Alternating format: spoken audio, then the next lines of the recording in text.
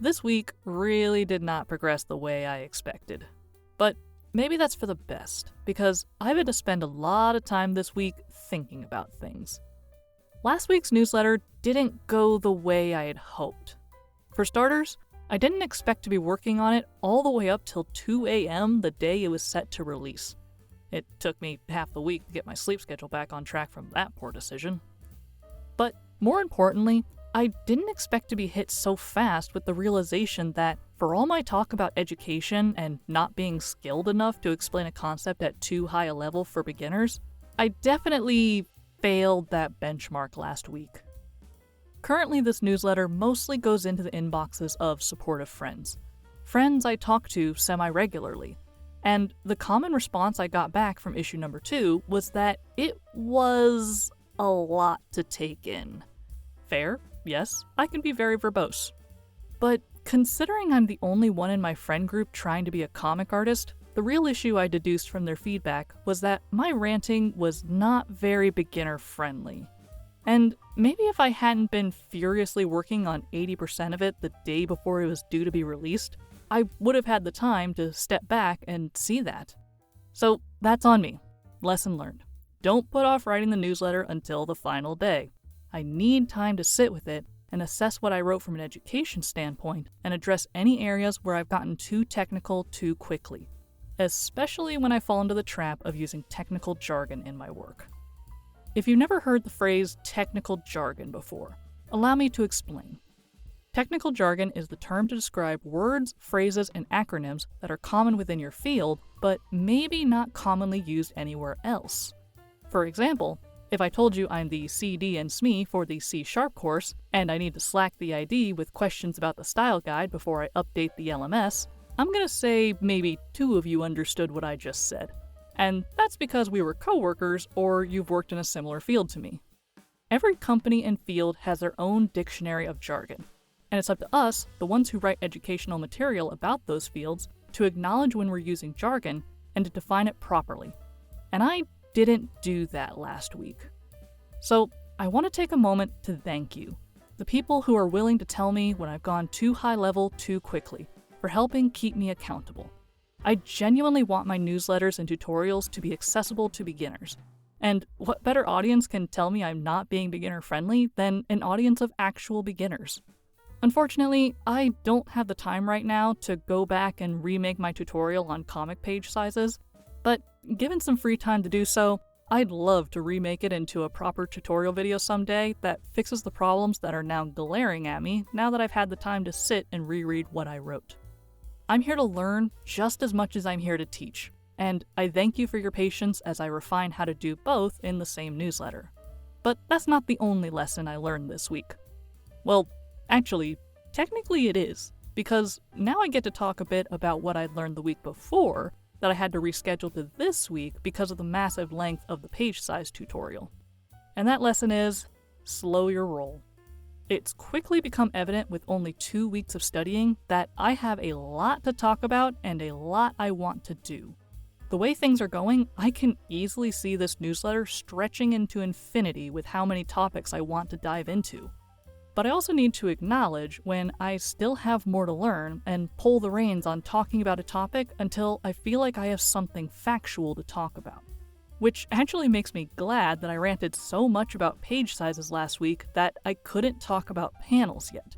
Because for every day I spent studying comic panels, I've learned things that have built upon or outright changed my previous understanding of how panels work and how they can tell a visual story to the readers. And the last thing I want to do is hit you with some outright incorrect information or information that is missing some crucial pieces. And that almost happened. After 1 day of studying panels, I got so excited to test out what I learned that I plopped myself in front of my tablet and got straight to it. Then tomorrow came, I did a little more studying, and I quickly realized that what I was working on yesterday was already flawed and out of date with my understanding of today. It can be easy to become overeager when you're learning something new. You gain a shred of knowledge and the first thing you want to do is apply that knowledge somewhere. There's nothing wrong with that. Practice does make perfect after all. And it can be wonderful to see your knowledge has grown in as little as 24 hours. But for me personally, I realized that jumping the gun wasn't in my best interest. I'd nearly rabbit-holed down into a mini project that would have easily eaten up a few days of my time, only for me to realize too late that it was a lot of effort for not a lot of results. And when you've stacked your personal schedule as much as I have, that isn't the best way for me to spend my time. Your mileage will vary on this, but just keep this piece of advice in mind. If you feel yourself chomping at the bit to test your new knowledge, limit yourself to, say, an hour or two tops to apply it. Then, get back to studying. I bet after you study a little more, you'll look at what you did earlier and already be able to critique new flaws you hadn't noticed before. And that's great. I think I'll even do that myself. Or at least try to. Getting fixated on something is kind of a problem I have. I'll update you on whether I was successful later. In any case, I have plenty to talk about this week, so let's get to it. My focus this week was on panels. What are they? How do they work? Why are they important? And how will they help me on my road to improving as an artist? These are all questions I seek to answer today. So let's do some learning. Okay, I've been throwing around the word panel for a while now, but I haven't taken the time to properly define the term. Let's correct that. This is a panel. This is a panel. This is also a panel. A panel is just the term used to describe a single image on a page. Usually, you can easily identify a panel by the presence of borders that create the shape, like what we see in this image. All comics are made up of panels. Looking at those panels in sequence is what helps tell the visual side of the story. And though your common reader may not consciously acknowledge it, the size and shape of these panels can do a lot to help tell the story. There are some unspoken rules that we as people agree upon when looking at shapes, like big shape equals important thing. When you look at a comic page and see that half of it is taken up by one panel, you know intuitively that what's going on in that panel is probably very important. Conversely, if a panel is very small, almost swallowed by the panels around it, we know intuitively that what's happening there is either less important to the overall story, or is just trying to get us from point A to point B with a minor transition note between.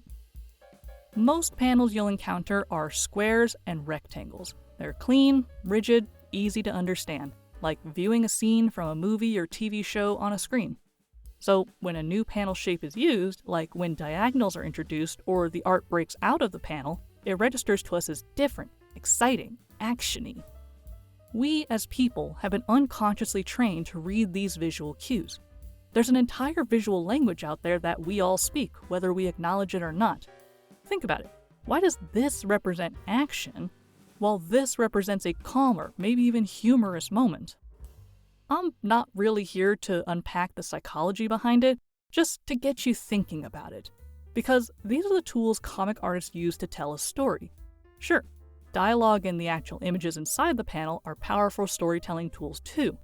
But if they were all we needed to tell a story, every comic in existence would just be laid out like this. Not to knock comics that do stick to this structure. I mean, newspaper comics do this, and they can tell stories just as complex as any graphic novel. But when you open up any graphic novel on the shelf at your local bookstore, 99% of the time, you're going to encounter some amount of variety in panel size and shape. And they did this because they wanted to add that extra punch to their story. And that's what I want to do with my comic. So I spent this week staring at comic pages and asking myself, what don't I understand about panels? I have a bit of a silly confession to make. I never spent much time thinking about panels until recently. Kinda crazy to say when I've spent the last year making a comic. But here's the thing. I unintentionally kneecap my learning journey when it comes to panels, and it's why I'm here to correct that gap in my knowledge. See, when I first created The Chosen One's Mentor, I wholly envisioned it as something I would make in a graphic novel format, that I would post in a graphic novel format, and that websites like Webtoon and Tapas would just be outlets to start getting my work out there. I didn't intend for these sites to be the only places where my art was being shown. And really, I have no one to blame but myself for why that didn't happen. Why is this significant to note? Because anyone who's read my comic has exclusively done so in the vertical scrolling format. it's the web-exclusive, phone-friendly way to get people to read comics, and it comes with some different rules when it comes to orientation than traditional comics do. When I sat down to make my comic, I was making it as a graphic novel. Then I would convert those panels into the scrolling format, which is what viewers would see whenever I posted. The truth is, I'm pretty much the only person who's seen the vast majority of TCOM the way I had intended it to be read. And because I knew fans were only seeing the webcomic version, I started unconsciously doing something terrible. I started limiting my panel choices in the graphic novel version because I didn't want to see it get butchered by the webcomic version. Here's a peek at what the original Chapter 1 of TCOM looked like. This was before I started posting online, so I took a lot of liberties in playing with the paneling, and it looks good. But then, as time went on, I started making my panels smaller, more rigid in shape, because I knew when I exported those images, I wanted them to get not so compressed and pixelated. And that led to pages like this. Stiff, stuffed, stagnant. I had stopped experimenting with panels as a form of storytelling, and I regret that. It's another big reason I want to redo the series. I spent so long stifling my creativity for the sake of readability on a phone screen. And you know what? In just the couple of weeks I've been studying, I've already learned several things that would have made these issues non-existent if I just looked into them beforehand. Figuring out the best page size and DPI to work at reduced the sheer scale of my work. Now my exports need far less reduction to fit nicely within the constraints of the webcomic format, which means less pixelation and loss of quality. One thing I made a point to do in my studies was to compare the choices another artist had to make when converting a graphic novel into the webcomic format. It's why I picked up a copy of Avatar: The Last Airbender, because it was originally created as a graphic novel, but it's available to read on Webtoon in the scrolling format. I spent a bit of time recently with the book and my phone open, making notes about how they managed to convert a graphic novel into a webcomic in a convincing way. And you know what? They had some pretty good workarounds to the constraints I hadn't thought about that still allowed them to make use of dynamic paneling choices. The big tricks are understanding the rules of a good composition and not being afraid to cut up or hide parts of your panels. Got a big establishing shot you need to fit into a tiny screen? As long as you know where the most important visual elements of the shot are, you can focus in on those parts and still get the same effect. Got a narrow, thin panel where two characters are talking that will look way too small on a phone screen? Chop it into two pieces. It does nothing to alter the readability of the story, and we still see the two characters clearly. These and other tips and tricks are things I've been internalizing, things I want to apply to my remake to allow it to stand beside both physical comics and webcomics as an equal.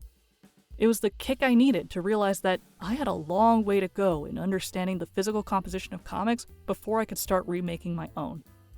But I feel like I've already made great strides just in getting to see clear examples of how people work around those various constraints. I definitely have more to say on the topic, but I'm going to table this talk until next week. I have a couple more things I want to talk about this week, and I don't want to eat a ton more of your time. So allow me to transition to some other topics. Time for a quick TCOM update. All this work on page sizes and panels had me thinking a lot about what I want the remake of The Chosen One's Mentor to look like, and I think I finally settled on its new size, which has given me a canvas size I can start making some doodles on. I have been intensely resisting the urge to work more on the story, knowing that in the months to come, I'm likely going to learn so much more about everything that anything I do now will likely get reworked. But on one of those nights I couldn't sleep because I messed up my sleep schedule, I hammered out a rewrite of the first chapter that, honestly, I'm pretty happy with. One of the biggest flaws I had to acknowledge when writing the first version of TCOM is that, considering the title of the series literally tells you Renan is the main character, that's not the story that was coming out. In my enthusiasm to write a story where time actually progresses and we watch a kid grow up, I was writing way more stories about Levi than I was about Renan, and sometimes even outright benching or shoving into the background entire Renan-focused plot points for reasons I cannot justify. And considering my title design jokes about the fact that the Mentor is the add-on to stories about the Chosen One, that was a huge oversight on my part. this new version, I believe, does a much better job at characterizing Renan before the audience ever gets the chance to meet Levi or understand the world they're in. Hopefully, if that stands true in the months to come, what I wrote will become the official new first chapter of the remake. And I hope to continue to do a better job at making Renan the true main character of the story. That said, it hasn't stopped me from having a little bit of fun and using that new material to practice with.